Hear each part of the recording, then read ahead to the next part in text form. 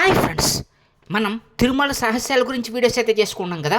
మరి ఈరోజు మీ అందరి కోసం కూడా ఒక అద్భుతమైన వీడియోతో మీ ముందుకైతే వచ్చేసాను. తిరుమలలో మన స్వామివారిని దర్శించుకున్న తర్వాత మరి మనందరం కూడా వెళ్ళేటువంటి ఒక గొప్ప అన్నపూర్ణదేవి ప్రదేశం ఏదైనా ఉంది అంటే కనుక అది అన్నదాన సత్రం అనమాట. సో మరి రోజుకి లక్షల్లో మరి భక్తుల యొక్క ఆకలి తీర్చి కలియుగ అన్నపూర్ణగా మరి పేరు తెచ్చుకున్నటువంటి వెంగమాంబాదేవి సత్రం వెనకాల ఎంతో చరిత్ర ఉందన్నమాట. సో మరి అటువంటి వెంగమాంబాదేవి చరిత్ర, అలాగే ఈ కలియుగంలో స్వామివారి భక్తురాలైనటువంటి ఆ వెంగమాంబాదేవి చేసినటువంటి అన్నదానానికి సైతం మరి ఆ యొక్క ఆవిడ పేరునే మనందరం కూడా వెంగమాంబాదేవి సత్రంగా కూడా చెప్పుకుంటూ ఉన్నాం.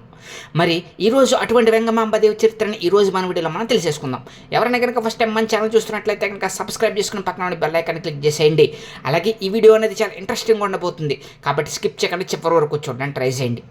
వెంగమాంబాదేవి మరి ఈరోజు మనందరం కూడా తిరుపతి వెళ్తే మనందరికీ కూడా ఎటువంటి ఆకలికి కూడా ఎటువంటి లోటు లేకుండా మనందరి ఆకలి తీర్చేటువంటి ఆ యొక్క సత్రాల్లో ఒకటైనటువంటి వెంగమాంబాదేవి సత్రానికి వెళ్ళి మనందరం కూడా మరి స్వామివారి యొక్క ప్రసాదాన్ని భక్తి శ్రద్ధలతో తీసుకుంటూ ఉంటాం.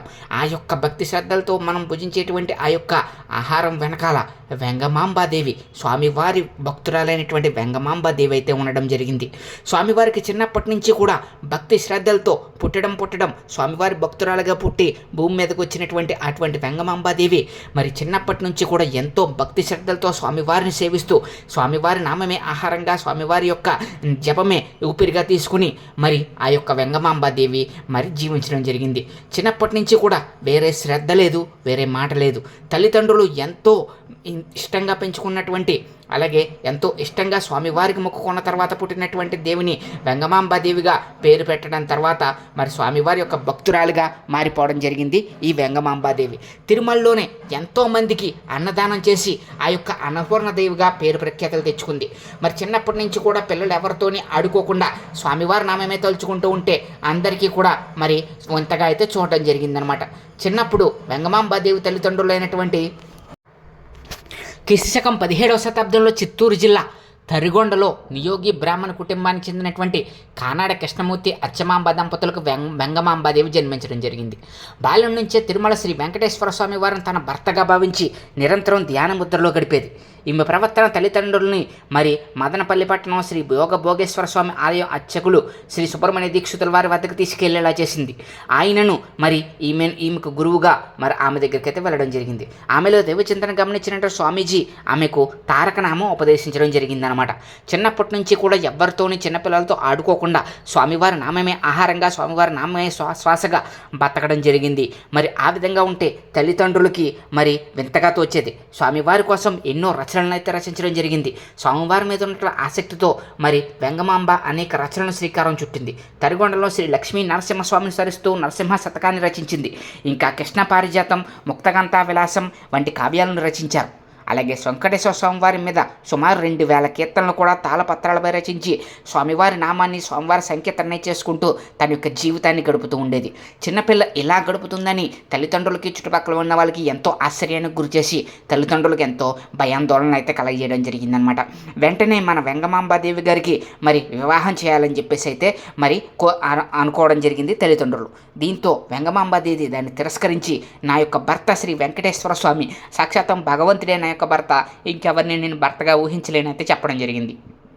అయినా కానీ తల్లిదండ్రులు బలవంతంగా మరి ఆ యొక్క వెంగమాంబాదేవికి ఆధ్యాత్మిక చింతను వెంకటేశ్వర స్వామి ఆరాధన నుంచి తప్పించడానికి తల్లిదండ్రులు చిన్నతనంలోనే తిరుపతి సమీపంలో బాకారావుపేటకు చెందినటువంటి ఇంజేటి వెంకటాచలపతితో వెంగమాంబ వివాహం జరిపించారు. అయితే దురదృష్టవశాతం ఆమె భర్త చిన్నతనంలోనే మరి మరణించడం జరిగింది. మరి అప్పటి సమాజం ప్రకారం భర్త లేని స్త్రీని మరి ఏ విధంగా చూసేవారంటే మరి అసలు భర్త లేని స్త్రీని పువ్వులు కానీ అలాగే ఇంకా ఏవి ధరించకుండా ఒక సౌభాగ్యానికి నోచుకోలేని విధంగా చూసేవారు. కానీ అమ్మవారు దీనికి మొత్తం కూడా విరుద్ధం అన్నమాట.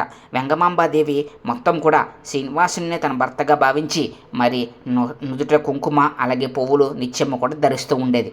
ఇది చాలామందికి అయితే నచ్చేది కాదు. ఎంతోమందిని మరి పీఠాధిపతులు అలాగే ఎంతోమంది హిందువులు అలాగే ఎంతోమంది ధర్మాధిపతులు వీటిని వ్యతిరేకించి మరి ఆ విధంగా పువ్వులు కుంకుమ ధరించడం తప్పని వెంగమాంబాదేవికి చెప్పేవారు. కానీ అవేమీ ఆవిడ లెక్క చేసేది కాదు. స్వామివారే నా భర్త, స్వామివారికి నేను ఎప్పుడూ కూడా నిత్యము కూడా నేను పూజలు చేసుకోవాలి, స్వామివారిని స్మరించుకోవాలి అని చెప్పి ఎప్పుడు కూడా స్వామివారికి నమస్కారం చేసుకుంటూ ఆ యొక్క కీర్తనలు పాడుకుంటూ ఉండేది. మరి ఈ విధంగా చేస్తే ఒకసారి ఏం జరిగిందంటే కనుక గురుపీఠానికి మరి వచ్చినటువంటి వెంగమాంబాదేవి పీఠాధిపతులకు బదులు గురుపీఠానికి నమస్కారం చేయడంతో గురుపీఠం దగ్ధమైపోయింది. ఆగ్రహించిన పెద్దలను బలవంతంగా శిరోమణనం చేయించి తరిగొండ నరసింహస్వామి కొలంలో స్నానం చేయించారు. వెంటనే స్నానం చేసిన వెంటనే వెంగమాంబాదేవి తలపై శిరోజాలు మునుపటిలాగే వచ్చేసాయి అన్నమాట. దీంతో అక్కడ వెంగమాంబ గ్రామ బహిష్కరణ కూడా చేయడం జరిగింది. ఈ విధంగా వెంగమాంబాదేవి గ్రామ బహిష్కరణ చేసినా కానీ ఏమాత్రం మరి భయపడకుండా అలాగే స్వామివారిని అనుగ్రహించమని వేడుకొని మరి ఆ యొక్క వెంగమాంబ స్వామివారు చూపిన మార్గంలో నడవడం జరిగింది. వెంగమాంబకు శ్రీనివాసుడు తన వద్దకు చేరుకోవాలని సూచించి తిరుమల మార్గం గుండా చూపించడం జరిగిందంట. ప్రస్తుతం తరిగొండలోని శ్రీ లక్ష్మీ నరసింహస్వామి ఆలయంలో శ్రీ ఆంజనేయ స్వామి విగ్రహం వెనక వైపు ఉన్నటువంటి సొరంగ మార్గం వైపు ఆ గుండా ఆమె తిరుమలకి చేరుకోవడం జరిగింది. అక్కడ తంబూరా తీర్థంలో శ్రీ వెంగమాంబ గుహగా పిలువబడేటువంటి పర్వత శ్రేణిలో తన సాధనను కూడా కొనసాగించడం జరిగింది. అక్కడే కొన్ని గ్రంథాలను కీర్తనలు కూడా రచించింది. అలాగే స్వామివారి కోసం ఎప్పుడూ కూడా ముత్యాల హారతిని ఎంతో అద్భుతంగా స్వామివారి కోసం పాడేది. స్వామివారి యొక్క ఆ యొక్క రథం వచ్చేసరికి స్వామివారికి ముత్యాల హారతితోటి మరి స్వామివారికి హారతి ఇస్తేనే ఆ యొక్క రథం కూడా కదిలేదంట. తిరుమలలోనూ ఛాందస్సుల నుంచి ఆమె కష్టాలు ఎదురయ్యాయి. ఒకరోజు వెంగమాంబ గుహలో శ్రీనివాసుడు ప్రత్యక్షమై ఉండటం కొందరు గమనించి వెంగమాంబ మహత్యాన్ని తెలుసుకుని తమ తప్పులు క్షమించమని వేడుకున్నారు. అప్పటి నుంచి కొండపైన అన్నమయ్య వారసులు కల్పించినటువంటి సౌకర్యాలు ఈమె కల్పించారు. ఉండటానికి నివాసం మిత సౌకర్యాలతో పాటు ఆలయం ఉదయంలో అన్నమయ్య మేలుకొల్పో తర్వాత రాత్రి స్వామివారి జ్వాలపాట ముత్యాల హారతి ఇచ్చే భాగ్యాన్ని కూడా వెంగమాంబ కలిగించారనమాట. ఈ విధంగా స్వామివారికి నిత్యము భక్తురాలైనటువంటి ఆ వెంగమాంబాదేవికి మరి అప్పటి నుంచి కూడా మరి ఎంతో భక్తి ప్రఖ్యాతులతో స్వామివారిని సేవిస్తూ ఆ కొండ మీద తిరుమల కొండ మీద ఆ యొక్క ఆంజనేయ స్వామి యొక్క ఆలయంలోనే తరిగొండలో ఆంజనేయ స్వామి ఆలయంలోనే మాతవారైతే ఉండేవారు. ఆ విధంగా ఉన్నటువంటి మాత ఎవరైతే ఉన్నారో మరి ఆ యొక్క వెంగమాంబాదేవి మరి అప్పుడే ఒక గొప్ప కార్యక్రమానికైతే శ్రీకారం చుట్టడం జరిగింది. ప్రజల యొక్క ఆకలి బాధలు చూసి తిరుమల స్వామివారిని దర్శించుకోవాలని వచ్చిన వాళ్ళ యొక్క ఆకలి బాధలు చూసి మరి ఆవిడ ఒక అన్నదాన సత్రాన్ని అయితే ఏర్పాటు చేయడం జరిగింది. దాన్నే ఇప్పటికీ మనం తిరుమలలో నేటికి కొనసాగుతున్నటువంటి ఒక గొప్ప అన్నదాన క్షేత్రంగా 1812 సంవత్సరంలో మరి తిరుమలకు వచ్చే భక్తులకు తన నివాసంలోనే భోజనాలు తయారు చేసి వడ్డించేవారు వెంగమాంబాదేవి వారు. మరి అప్పటి నుంచి ఆ సాంప్రదాయాన్ని పాటిస్తూనే ఉన్నారు. రేయింబగలు 24 గంటలు కూడా ఎవరు వచ్చినా కానీ భక్తులకి మరి ఈ విధంగా గొప్పగా అన్నదానాలు చేసి స్వామివారి యొక్క నామ సంకీర్తనతో మారుమోగించి వాళ్ళ యొక్క ఆకలి తీర్చి పంపించేవారు. స్వామివారి దర్శనం అయిన తర్వాత మరి వెంగమాంబాదేవి యొక్క నివాసం దగ్గరికి వచ్చి లక్షలాది మంది వేలాది మంది భక్తులు వచ్చి మరి ఆ విధంగా అయితే అన్నదాన సత్రంలో భోజనాలు అయితే చేసేవారు. అక్కడ ప్రారంభమైన ఆ యొక్క సాంప్రదాయాన్ని ఇప్పటికీ మనం తిరుమలలో మనం ఎప్పుడు వెళ్ళినా కానీ మనకి నిత్యాన్నదానాలు జరుగుతూ ఉండేటువంటి ఆ యొక్క వెంగమాంబ దేవి చరిత్రగా మరి మనం చెప్పుకుంటూ ఉండేటువంటి ఆ యొక్క వెంగమాంబాదేవి సత్రంగా మనందరం కూడా చెప్పుకుంటూ ఉంటాం అన్నమాట.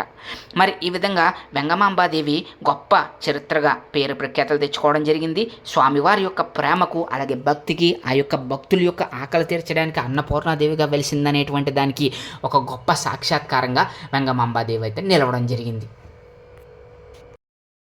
అలాగే స్వామివారి మీద ఎన్నో కీర్తనలు రచించి మరి ఈ విధంగా తాళపత్ర గ్రంథాలు రచించి స్వామివారి నిత్యం కూడా స్మరించుకుంటూ ఆ యొక్క తిరుమలలో స్వామివారి సేవకే అంకితం చేసి తన జీవితాన్ని చివరికి స్వామివారినిలో ఐక్యమైపోవడం జరిగిందనమాట.